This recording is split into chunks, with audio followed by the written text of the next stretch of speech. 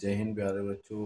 मैं आपका अपना शिक्षक शिवनारायण मालवी आपके लिए आज कक्षा 12वीं राजनीति विज्ञान बुक 2 का अध्याय 2 लेकर आया हूँ। अगर हम इसकी बात करें तो पूर्व में के चैप्टरों या अध्याय को पढ़ें तो हमने इसमें पहले अध्याय में पढ़ा था कि जब भारत आज़ाद हो रहा था तो भारत के समक्ष 3 चुनौतियां जो थी उनको पढ़ने के बारे में पढ़ा था, जिसमें से हमने पहली चुनौती जो की थी एकता के सूत्र में बांटने की, तो हमने उस चुनौती को पहले अध्याय में कंप्लीट कर चुके थे।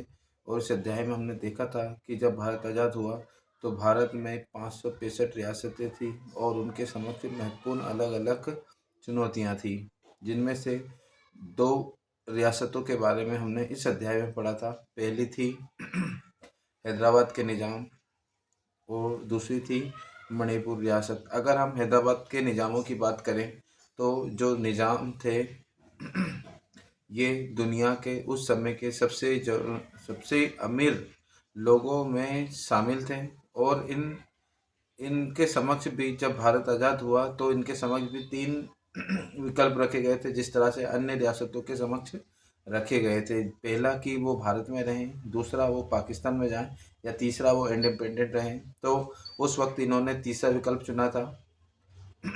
और इसी बीच में भारत सरकार और निज़ामों के बीच बहुत सारी बातें होती रही, है ना।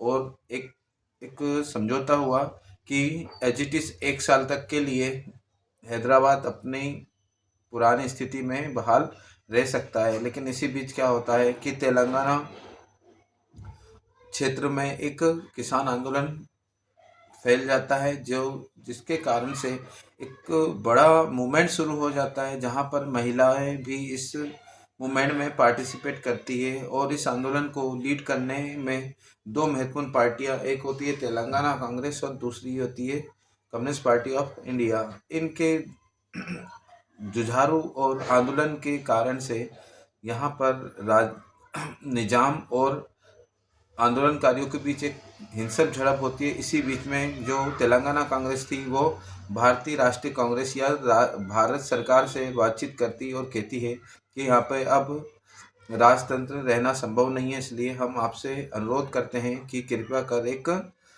शांति स्थापित करने और निज़ाम को हटाने के लिए एक आंदोलन में सरकार पार्टिसिपेट करे और इनको भगाए। इसके बाद भारत सरकार इंटरफेयर करती है ऑपरेशन पोलो के माध्यम से, और एक सैन्य कार्रवाई के द्वारा निज़ाम को वहाँ से भगा दिया जाता है। और इस तरह से निज़ाम हमारे देश का एक महत्वपूर्ण भाग बनकर एक हैदराबाद बन जाता है। ठीक है।